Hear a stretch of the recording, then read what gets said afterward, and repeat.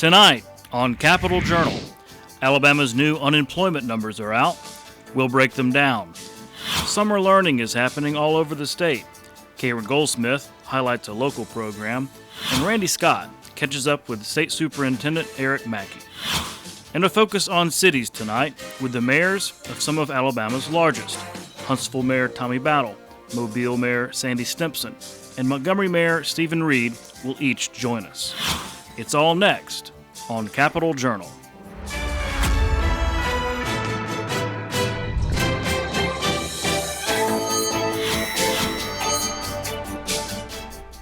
From our State House studio in Montgomery, I'm Todd Stacy. Welcome to Capitol Journal. Topping the news this week, Alabama has hit another record low for unemployment. Governor Kay Ivey announced today that the state's unemployment rate for June was 2.6%. That's down from 2.7% in May and down from 3.5% this time a year ago.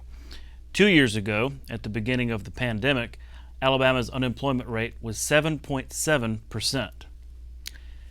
Each month, the Alabama Commission on Reentry meets to discuss ways to help those leaving prison become successful as they re-enter society.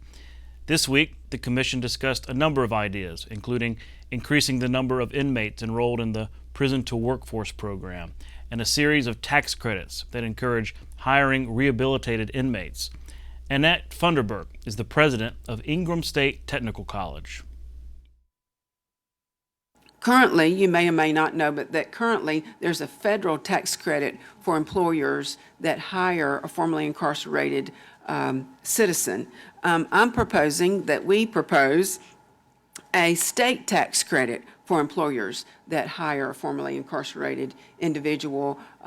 We could formulate the information and the tax credit the same way that the work opportunity tax credit that is federal is formed, and it would be a tax credit for each individual recently released that is employed, a tax credit for individuals who start their own business, and then the last part of the tax credit that I'm proposing is that would add that the employers may claim an additional percentage of job credit on the wages paid to former felons where a certain percentage of personnel had a felony conviction. And I certainly think that Alabama benefits when our formerly incarcerated are working. The commission also discussed how former inmates with mental health problems might have trouble accessing care. Mental Health Commissioner Kim Boswell is promoting a new hotline for anyone in mental health crisis. One of the reasons people wind up engaged with law enforcement and potentially in jail because of a mental health issue is 9 times out of 10, people are dialing 911 when they're in a behavioral health crisis. Well, if you dial 911, then you're going to get EMS or law enforcement. You're not going to get a person with a mental health background who's going to help you figure out the crisis that's going on. And so a big push nationally is to convert those calls to 988. So 988, the purpose of that is if someone is in a mental health crisis, we want them to call 988 instead of 911. We've worked with law enforcement. They're our biggest supporters when it comes to decoupling policing from a behavioral health crisis call. And that's ultimately the goal. Is to convert those behavioral health crisis calls from 911 to 988. Dr. Maria Rosario Jackson, Chairwoman of the National Endowment for the Arts, visited Alabama this week. She made stops at museums and venues in Montgomery, Birmingham, and Selma. Dr. Jackson praised Alabama for its rich history in the arts. So I'm delighted to be here in Alabama. The National Endowment for the Arts is a national organization that we're very interested in understanding the specifics and what's important in different regions of the country. This is a very important region. There's a lot of history and a lot going on here, and we're eager to understand how we can better serve this community. It's been wonderful to meet people that are so dedicated to the arts and to people's well-being as it relates to the arts especially. So I'm struck by that, by the warmth and the commitment that I see from arts leaders here. Council on the Arts funds over 300 to 400 grants each year supporting arts activity throughout the state, arts education, visual arts, performing arts, literary arts, community arts, creative placemaking. And so, we have a unique vantage point of seeing so many wonderful positive things going on around the state. And, it's a great opportunity for us to be able to show that off to our colleagues from Washington, D.C., and just really highlight the great things happening in Alabama in the arts. As we reported last week, the state school board is temporarily lowering the score incoming teachers must receive on their certifications test. The goal is to get more teachers in the classroom and address the teacher shortage. Capital Journal's Randy Scott goes deeper. When school starts this fall, students and their parents will see big changes in classrooms. We think we're actually beginning to turn the corner on the teacher shortage. But again, I cannot overemphasize that in some counties, particularly our rural counties, we still have a crisis. State Superintendent Dr. Eric Mackey says the goal is to improve schools by improving the roster of teachers instructing Alabama students. Changes in retirement, pay raises, and the many changes we've made to certification already have worked together to greatly alleviate our teacher shortage. But we still have places in the state where not only is there a shortage, but it's a true crisis. State school officials say Alabama is facing a serious problem, and that problem is a shortage of teachers. They have a list of ideas of what to do to help with this problem, but one idea that's gaining a lot of attention and traction deals with making changes to the teacher certification process. We require a praxis test in the course area, so that might be math, social studies, foreign language, and there's a cut score that the state has set for the praxis. We use the national average, the highest cut score we can use. The plan: make adjustments to certification scores, giving more teachers a chance to teach. But we also have learned in recent years there's some teachers who have, or potential teachers, who have test anxiety, and they just don't do well on tests. If they want to be a math teacher, they've passed all their college math courses, they've passed the Ed TPA, and they have a higher GPA in their math work than we would normally require. So we're going to issue a certificate to those folks and see how they do in the classroom. For Capital Journal, I'm Randy Scott. It's no secret that many students experience what's called the summer slide, in which some academic skills are lost over the summer. Educators around the state are trying to address this problem with summer learning programs. Capital Journal's Karen Goldsmith visited a local program here in Montgomery. Mgm Leaps is a summer learning program of the Montgomery Education Foundation. It is K through 5, and it is based on keeping children engaged at core critical standards that we know they need the underpinnings and support for. But it's done with a twist. It can't be more of what they did during the school year. Nobody wants to go sit back down in a desk and keep doing what they were doing. Not that that is valuable, but we need to shake it up. We need to make it a different environment. They partnered with the City of Montgomery and Montgomery's Parks and Recreation Department.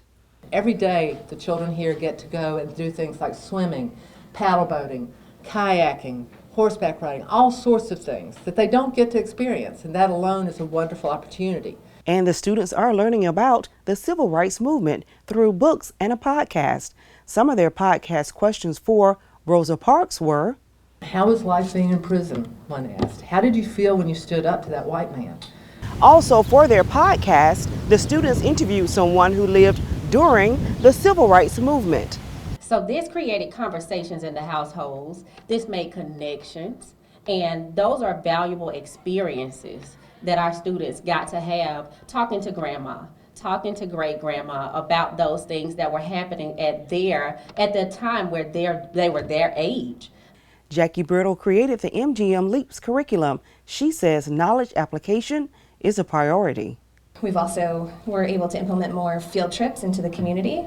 So students were able to go to the Rosa Parks Museum after their week where they learned a lot about the bus boycott. They're able to they've been on ASU's campus as of yesterday, and learning a lot about just sort of the history here deep in our community. And they also toured civil rights murals. For Capital Journal, I'm Karen Goldsmith. Some of Alabama's most prominent companies and organizations have formed an alliance to promote access to quality and affordable health care. The Alliance of Alabama Healthcare Consumers launched this week, saying it intends to unite Alabamians behind the belief that individuals, families, and businesses all benefit from having access to quality health care. The founding members of the alliance include AT&T, Alabama Power, the Alabama Trucking Association, Blue Cross and Blue Shield, the Business Council of Alabama, Manufacture Alabama, NFIB, Power South, Protective Life Insurance Company, Regions Bank, and Shipped. You can see more on their website at www.allianceofalabama.org. We're focusing on Alabama's cities tonight as we welcome the mayors of Huntsville, Mobile, and Montgomery. We did try to get on Birmingham Mayor Randall Woodfin, but he was not available. Those interviews when we come back. You can watch past episodes of Capital Journal online at video.aptv.org. Capital Journal episodes are also available on APTV's free mobile app. You can also connect with Capital Journal and link to past episodes on Capital Journal's Facebook page. And you can listen to past episodes of Capital Journal when you're driving or on the go with Capital Journal podcasts. Keep up with what's happening with Capital Journal.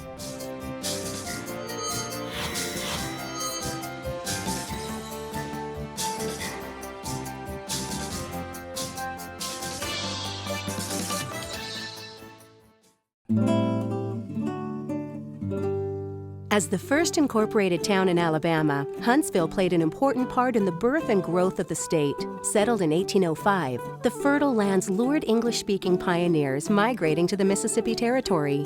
Huntsville became the center of early state politics and served as the interim first capital of the state of Alabama.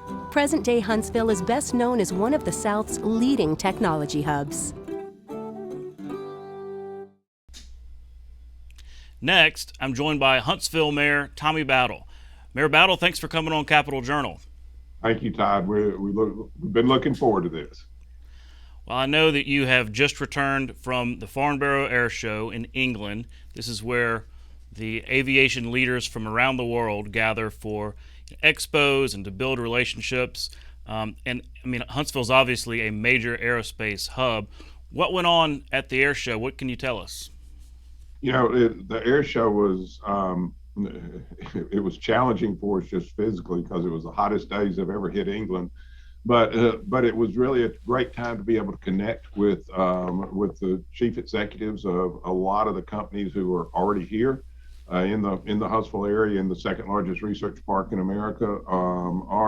There's a lot of companies that are looking at, hey, do we need to move to Huntsville? Do we need to have a presence? Do we need to have a presence close to the Future Space Command? Do we need to have a presence with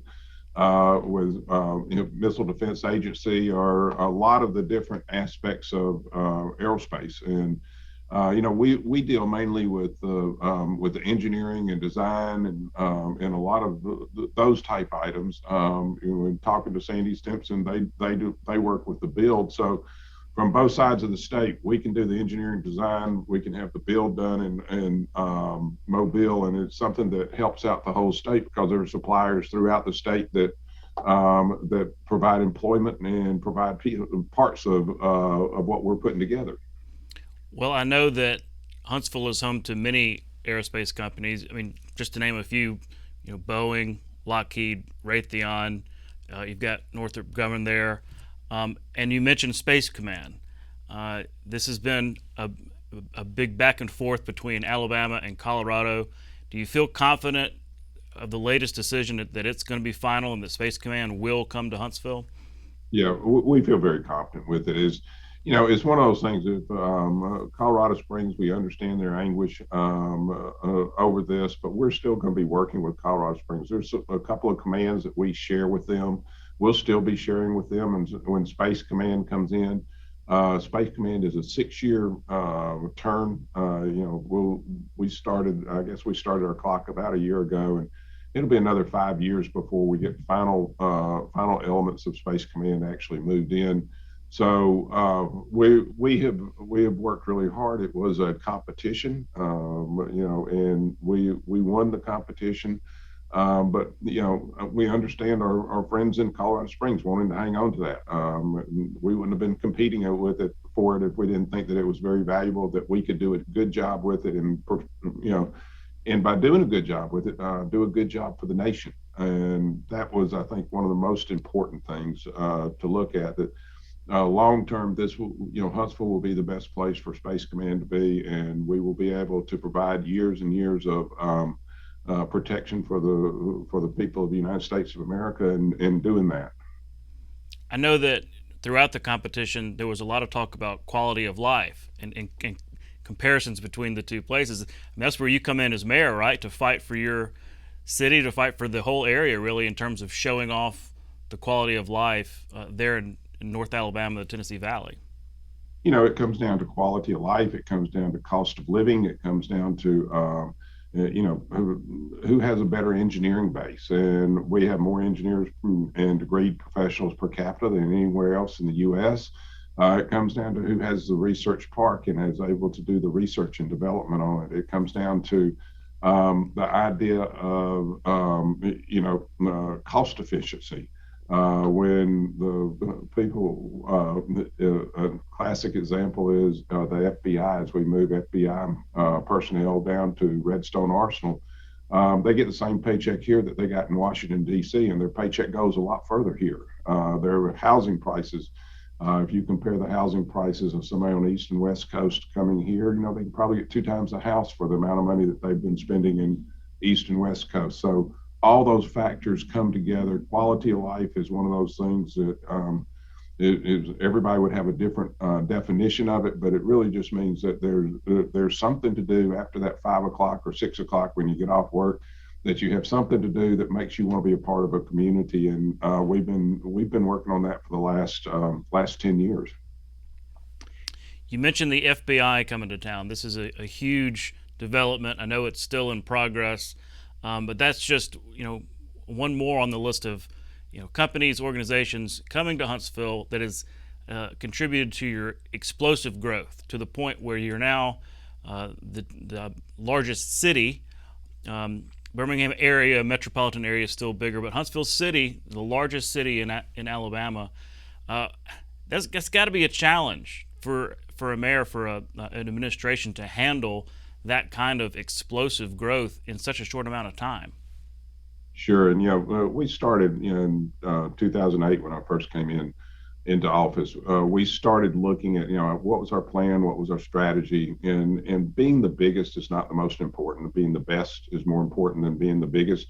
And we started working on how can we grow our community and what's the best way to grow our community. The growth means opportunity. It means that those people who used to come into the entry-level jobs and the lower wage income can move up to a better job, whether they move up in advanced manufacturing and they go to Mazda, Toyota, or Amazon, or Aerojet Rocketdyne, or Blue Origin, where they're doing advanced manufacturing, or whether they're 4-year college and decide that they want to be a rocket scientist.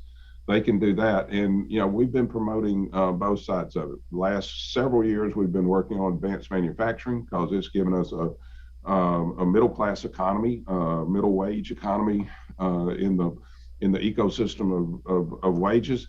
And we've done fairly well with that, with Polaris coming in, GE Aviation, Aerojet Rocketdyne, and finally Mazda, Toyota.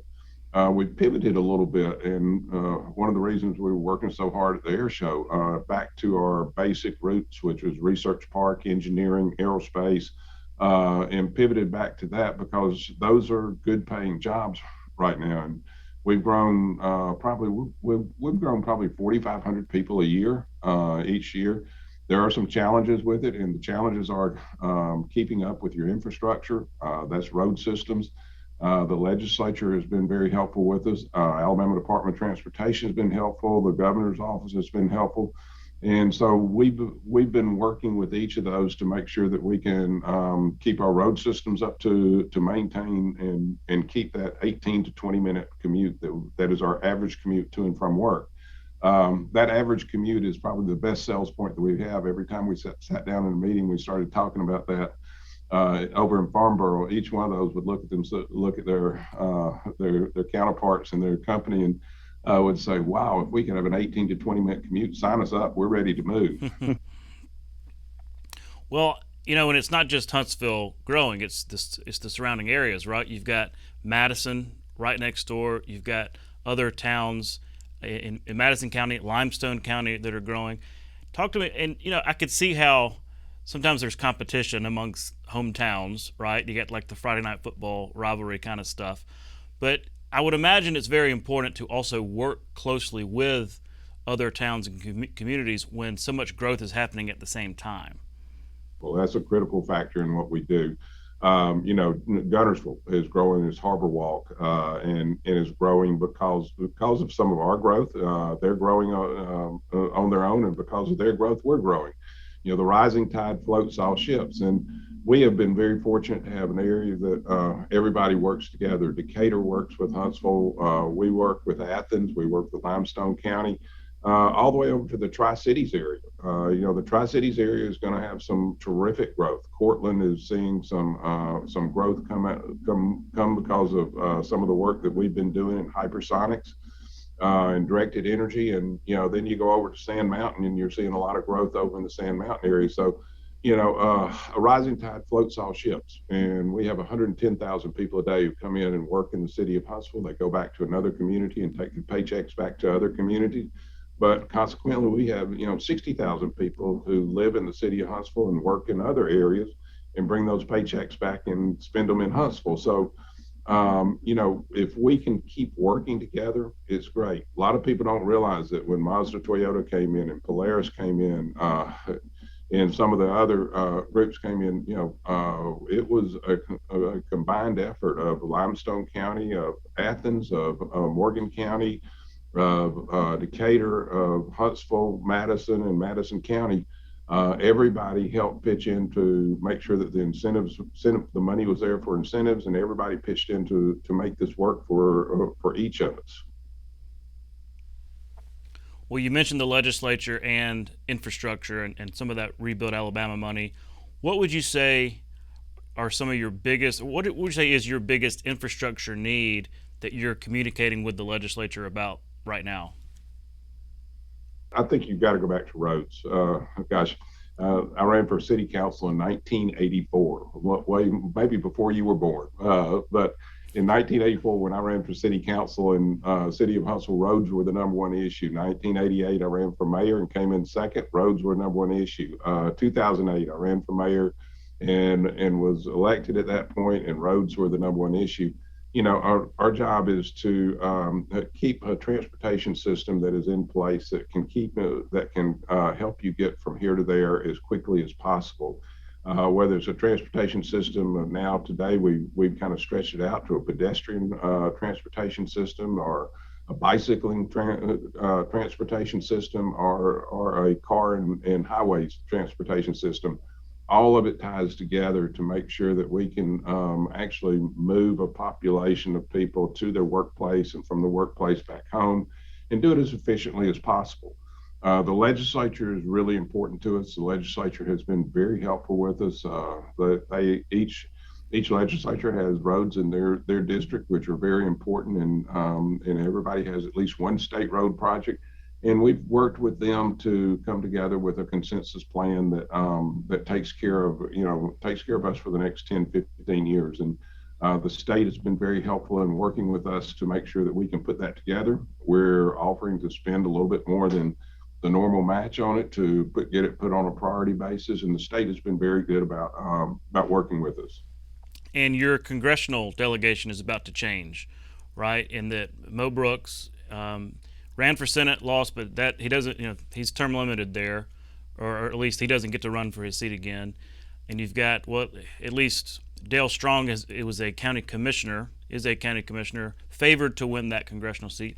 No secret that Congressman Brooks has had a rocky relationship with the business and farming community. I'm curious how that relationship with Dale Strong is, considering he's favored to win that congressional seat. Yeah, and the relationship with Dale Strong is very, very good. We've been partnering. He partnered with us on Mazda Toyota. He partnered with us on Polaris. He partnered with us on a lot of projects. You know, we work in tandem. He was at the Paris Air Show with us, and as we went around meeting to meeting, you know, it was kind of recognized that he is probably the odds-on favorite to be our next congressman, and he was very helpful in the recruiting wars or the recruiting work that we were doing. And he's, you know, Dale's a good community person. He knows what our needs are. He knows what North Alabama's needs are. And he'll do a good job in Congress. So, you know, we're looking forward to working with him. And while I've got you, just a little bit of time left, I've admired from afar your new music venue, the amphitheater, and I know this is part of an overall, you know, emphasis on, you know, community development and arts. Talk to me about this music development you've got going on in Huntsville. Yeah, I think the music development ties in with, you know, AA baseball, ties in with greenways, ties in with parks, and it's part of your quality of life. You know, you always want, you know, to have a competitive advantage. And so when we're recruiting some of the best and brightest and trying to get them to come to Huntsville, that best and brightest, they've got choices. They can go to Boston, they can go to, you know, San Antonio, they can go to Nashville, they can go a lot of places. And so as we make them offers on jobs, you know, a spouse goes home and says, honey, I've got an offer of a job in Huntsville, Alabama. Today, they would say, well, wow, I just heard Dave Matthews Band just played in the Orion Theater in Huntsville. I'd like to go see that. Or maybe I wanted to see Josh Groban play. It is really kind of a part of our quality of life, and it's part of what we have put together to attract more and more people to our community. We're in an enviable position of, you know, we have more jobs than we have people to fill them. So we're going out and recruiting people to come into the Huntsville community, to be part of our Huntsville community, and that quality of life is what attracts those people here. But also it helps you attract the best and brightest. The best and brightest are job multipliers. They're the people who figure out how to put the widgets together that have to have companies do that and provide more and more jobs and job spell opportunity to people. Lots going on in Huntsville, Alabama. Mayor, thanks again for coming on the show. Thank you so much. We'll be right back. You can watch past episodes of Capitol Journal online anytime at Alabama Public Television's website, aptv.org. Click on the online video tab on the main page. You can also connect with Capitol Journal and link to past episodes on Capitol Journal's Facebook page. You're watching Alabama Public Television.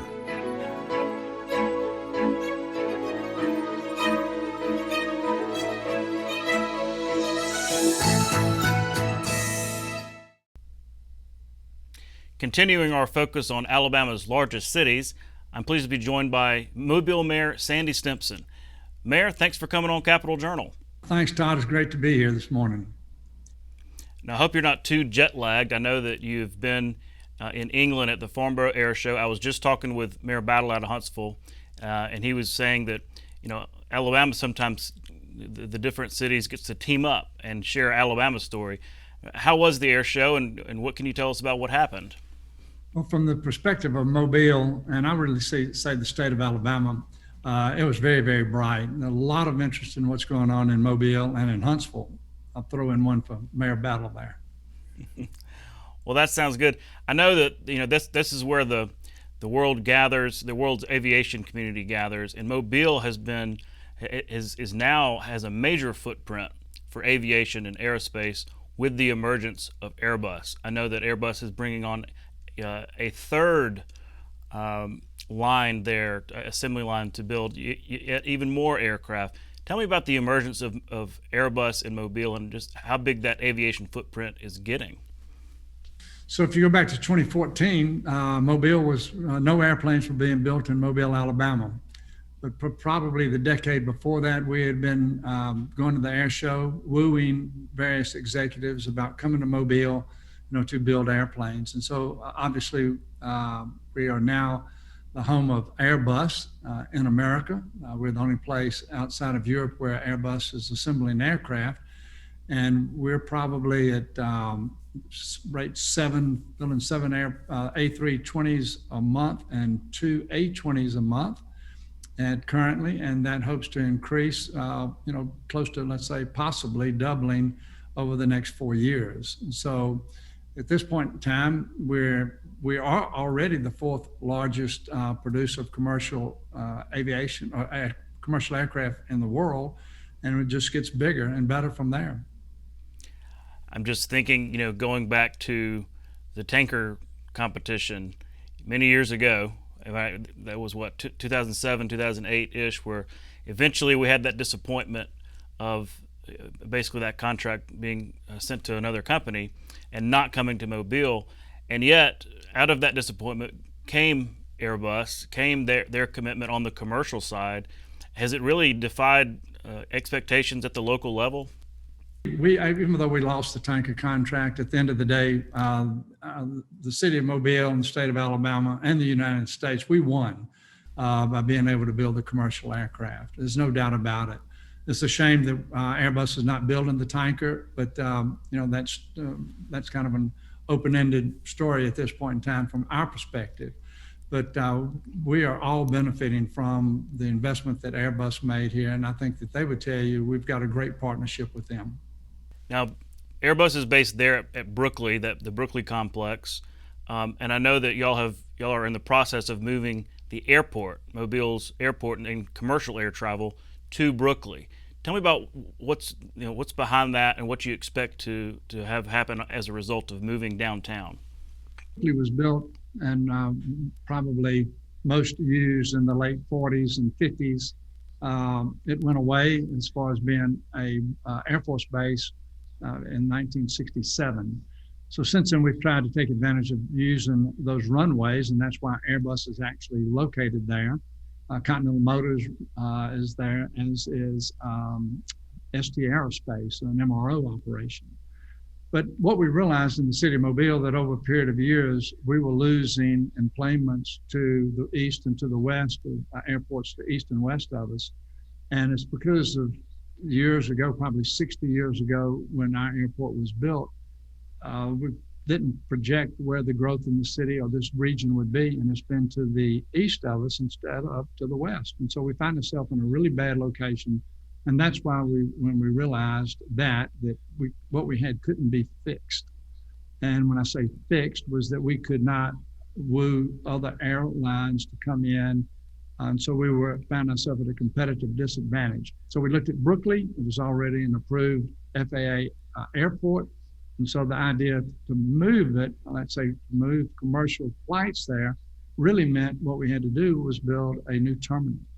And so we're in the process of that. The engineering is being done as we speak. The thought is that by the end of this year, we could break ground and hopefully be flying commercial flights out of Brookley by the end of 2024. And because of the supply chain issues right now, it may be early 2025. But a very ambitious program, one that's endorsed by Airbus, endorsed by our community, recognizing that it will it will abut what is a top 10 deep water port, top 10, one of the 10 largest deep water ports in the United States. And so just the synergy that will come off of that just bodes well for the future logistics and distribution of products coming through the port, going out of the airport, or coming into the airport. So we're very excited about that.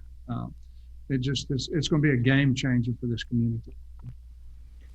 Well, you mentioned the seaport, Alabama's seaport located there, the Port of Mobile, and I know there's work going on because this long-awaited money from the federal government, Senator Shelby's been working on for a long time to I guess deepen and widen the shipping lane there, and also have some port improvements. Walk me through where we are in terms of the timeline on those improvements to the port. when you speak of deepening and widening, what you're referring to is the channel that comes in from the Gulf of Mexico into the mouth of the Mobile River. And that's really where all the commerce goes on, is along the banks of the river. So the deepening and widening that channel should be finished by first quarter of 2025. That will allow us to take fully loaded post-Panamax ships coming into the channel. Currently, that channel is probably 30 miles long, and there's one way in and kind of one way out, and you can't pass each other. So we'll have a passing pocket or two in the channel, as well as deepening it to take the deeper draft ships. And what that's going to do is just transform our ability. Really, we kind of look at it already. We're on steroids when it comes to the container operation that we have, but it's just going to increase our ability to do more in the container part of the port business. So very exciting. I was hoping also to ask you about an update on the Mobile Bridge, or the Bayway Bridge project. I realize it's a state project, but there's a lot of talk at the local level about it. It's been delayed, it's been put off. I don't know. At one point, people said it was dead, maybe not so much anymore. Where are we in terms of one day getting that bridge, that I-10 bridge, over the bay there? So, Todd, I want to back up just for a moment and talk about the airport. It's talking about probably a $300 million project for the terminal, in which we hope to do debt-free by contributions from the state, the county, the city, and the federal government. And we're close to doing that. But when you look at the scale of everything, the bridge project is going to approach being about $3 billion. But you really need the bridge for everything else to work at the highest capacity. The bridge will be a part of the I-10 corridor connecting Los Angeles to Jacksonville. We like to say that the biggest bottleneck in that entire corridor occurs right here in Mobile, in the tunnels that go under the Mobile River, which cause tremendous traffic delays every day. It's a dangerous location because of the number of wrecks, because of the turns to get to the tunnel. But anyway, we've been working on that project just for 20 years now. By the time it took about 18 years to get the environmental impact study done, but all that's done. We have a shovel-ready project. Actually, next week on Wednesday, the two metropolitan planning organizations, one for Baldwin County, which will be at one end of the bridge, and one in Mobile County, which is the other end of the bridge, will vote to put it on the transportation improvement plan, and we'll be, off into the races, still trying to garner some federal grants to complete that project. But this will be a toll bridge, which is a little bit unique for our area, but we've even have, I will say, buy-in and concurrence from our citizens to recognize that's the only way a project of this magnitude will get built. So we're very excited about that. So between what's going on in the port, what's going on in the airport and the bridge, it's a lot of capital improvements that will absolutely transform this part of the region and the city, obviously the city and the state, for generations to come.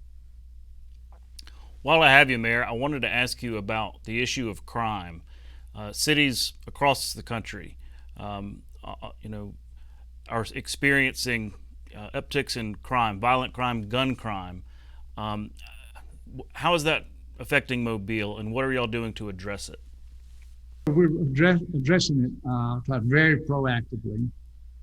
Prior to COVID, we had already created an organization called the Gulf Coast Technology Center, really, which is about cybersecurity and collaborative working of federal law enforcement agencies and local law enforcement agencies. We, this organization, and it's sponsored by the City of Mobile, run by the City of Mobile, but federal partners include the FBI, NCIS, the U.S. Postal Service, the Secret Service. Anyway, so we are on the leading edge of technology to use technology to help us thwart crime and also find those who are doing the shooting. What we believe is that once somebody becomes a shooter, they end up having to continue to defend themselves or either they just continue shooting. And so our mission is to take those guys off the street in a lawful manner, but not to harass those that are not involved. But until we can get those off the street, you continue to have a problem. And so we're working very collaboratively with our court system, with our district attorney, the U.S. attorney, and the FBI, so that we can make sure that when we catch these perpetrators of these crimes, they will be prosecuted and they will serve time for doing it.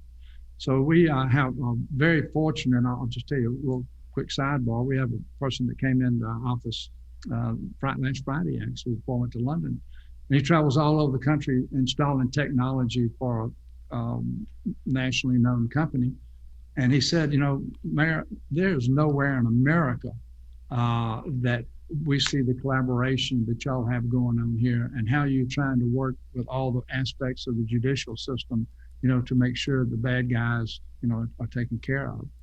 One thing that we know that's going to help, not just the city of Mobile, but it's going to help the state of Alabama, is a law that was recently passed by the state legislature and signed by the governor called Anaya's Law. Anaya Blanchard was a student at Auburn University who was murdered by a person that was out on bond that in our opinion should not have been out on bond.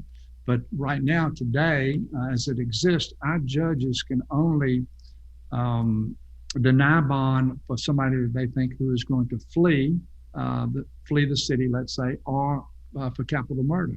But anybody else, they have to grant them bond.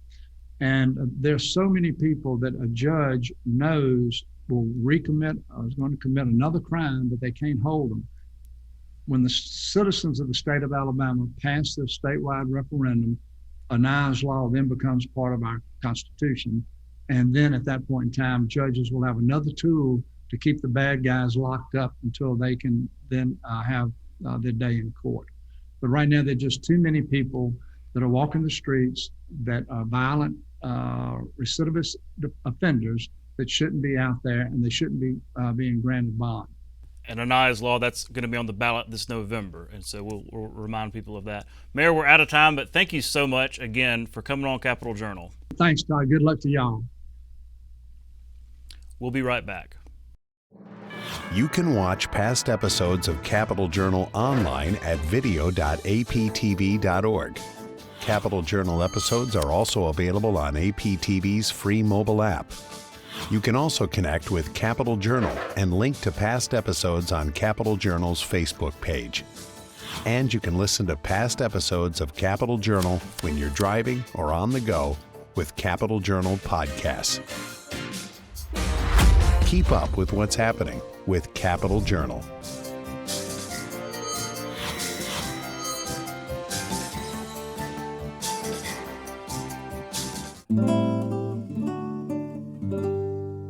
Mobile native Leroy Satchel Paige was one of the finest pitchers in baseball. Early in his career, he played for the Birmingham Black Barons and would go on to pitch in more than 2,500 games, throw more than 100 no-hitters, and play professional ball into his 50s, making a one-game appearance for the MLB Kansas City Athletics in 1965. Paige was inducted into the National Baseball Hall of Fame in 1971, the first Negro League player so honored.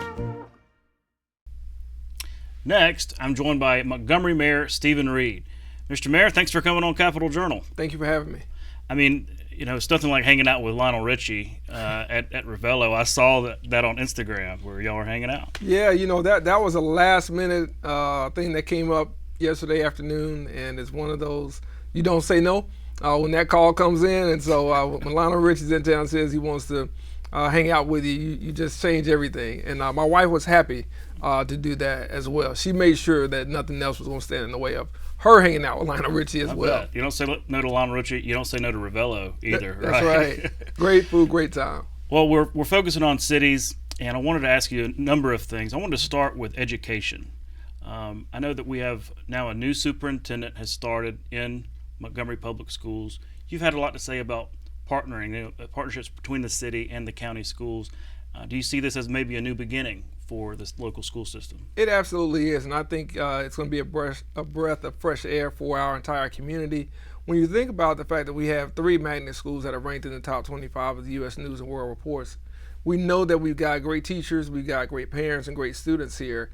I think over the last few years, they went through some changes and they went through really a period of transition under Dr. Moore.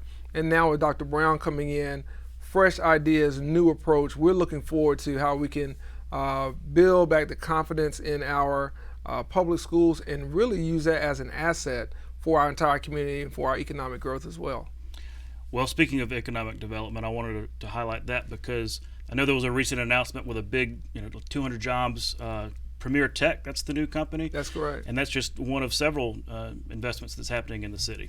I think when you look at the last 14 months when we have $1 billion been announced in investments here with well over 200 jobs, we're trending in the right direction. One of the things we want to make sure we do is also diversify that economy. We want to make sure that we have a corporate recruiting strategy that really focuses on talent and focuses on those remote workers and white collar jobs coming into Montgomery. We want to tap into the networks at Tuskegee University, Alabama State, Auburn, all the colleges really across the state to make sure that some of our best talent considers Montgomery. And in the past, we really haven't been at the table. So we're trying to leverage what we're doing in industrial recruitment and manufacturing, but also looking at how do we bring in some more talent in other spaces and how do we kind of build on that. And we think we've got a real good plan with our Director of Economic Development as well as the Chamber of Commerce. I know tourism has been really increasing lately, especially on the civil rights front. I mean, there's just been a real boom there lately. How much of tourism how much of economic development is now tourism in the city? Well, our lodging tax is up 50% year over year. We're seeing tremendous growth, even in sales tax revenue, even in the face of inflation right now. What we are looking at is how do we continue to grow the tourism market? We've got over 200 hotel rooms coming online. We're looking to do more. We'll be announcing a feasibility study here in the next few months to really look at expanding the convention center and maybe even adding an arena downtown on the riverfront. That's something that we believe we have to do in order to maintain our presence, because right now we're losing opportunities for conferences because we just don't have the capacity for meeting rooms and spaces. The desire to come to Montgomery and Central Alabama is there. We have to make sure we meet it and then stay ahead of it. And I think when you consider that along with some of the other initiatives we have around our parks and recreation, outdoor trails, and sports complexes, those are things that will help us even more when it comes to tourism because of our central location in the state. That makes sense. I mean, if there's, we've got the Renaissance and large ballrooms and kind of convention space, but the bigger events, there's not necessarily a space for it downtown. Yeah, we don't have that right now, so we're losing out. And, one of the things that we have to do is not only when it comes to our policies and initiatives, but also investing in our city. You can't keep putting Band-Aids on old facilities. And that's one of the things that we've decided about the Garrett Coliseum. It's been there since 1948, but it can no longer keep up with other centers and other facilities of its size. And plus, we believe that we've got a gym in downtown. We've got the river. We haven't maximized that. But with the water park coming online next year, along with, again, the increased traffic with the Legacy Museum, we think this is a great opportunity for us to invest in ourselves and to invest in this community and this region. Switching gears, I know that you were recently a part of this initiative with mayors from around the country targeting gun violence and specifically illegal weapons that you're seeing contribute to all this violence. What can you tell me about your involvement in this? Well, public safety is our number one concern every day as it relates to the city of Montgomery. Whether you live here, work here, or play here, we want this to be the safest community it can be. And that means a multi-pronged approach to addressing gun violence that's happening all around the country. We've seen our crime numbers drop 19.9%, 10 out of 12 categories we are required to report to the FBI. And we've seen our homicides come down as well, over 26%. So when you consider where we are year over year, we're trending in the right direction, but that's not enough. We know that we have to collaborate as mayors and use our buying power, use our platforms to really start to hold gun manufacturers accountable for how they're marketing, how they are working with dealers, and whether or not they're making the product as safe as it can be. Because we think there's a lot technologically that they could do to make guns safer and easier for us to trace. And when you see the same manufacturers involved in the crime gun statistics, that means we have to have the conversation. Legislators don't take those calls about something happening in the neighborhood on the streets of their city.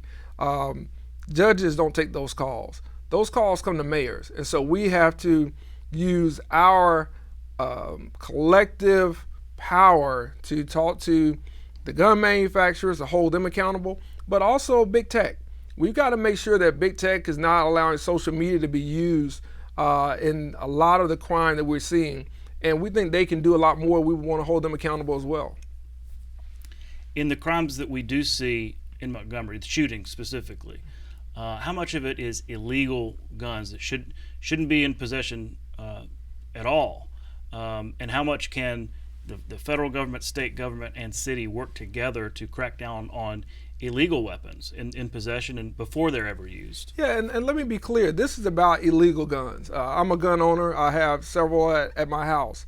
So it's not about the legal gun owner. It is about the trafficking of guns through pawn shops, through road gun dealers, and other things that we believe we can utilize our ability both at the state, federal, and local level to help. So we've been working already with ATF, the U.S. Marshals, and we have picked up well over 100 guns this year. And so when you consider what we're doing right here in Montgomery, we know that there are a lot of guns out there that should not be in the hands of bad people. And there are certain things that we believe we can do also from the local side to make sure that those people who shouldn't have, whether you're a convicted felon or there's other classifications of people who should not have a gun, that you don't get it. And then again, we have to make sure that we're holding the manufacturers accountable for their role in this. There's more that can be done from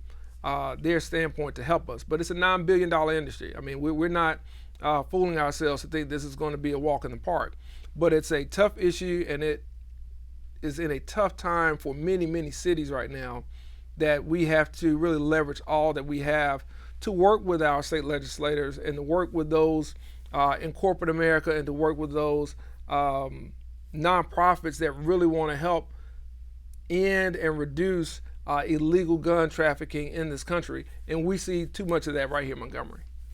Well, I know you have a new police chief, or relatively new. He's been on the job for 2 or 3 months now. How's that going? Is he settling in? Are you seeing the results you want to see? Absolutely. You know, when we did a nationwide search, we were looking for a best-in-class leader. We believe that we had urban issues in a mid-sized city, and we wanted to make sure that we could address those through all the different approaches. And Chief Darrell Albert, who came to us from the New Orleans Police Department with over 30 years of experience, I think has met the moment. He's done a great job reaching out to the community. He's done a great job meeting with our city councilmen, letting them know his plans.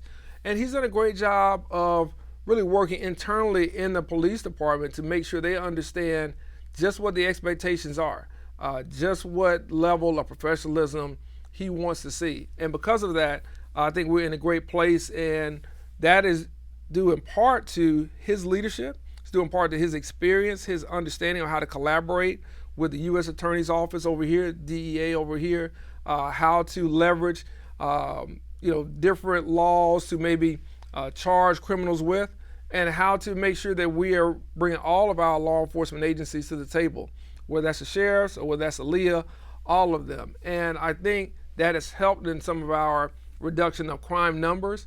And now he just recently made us aware of a reorganization that went into place yesterday, and that was announced.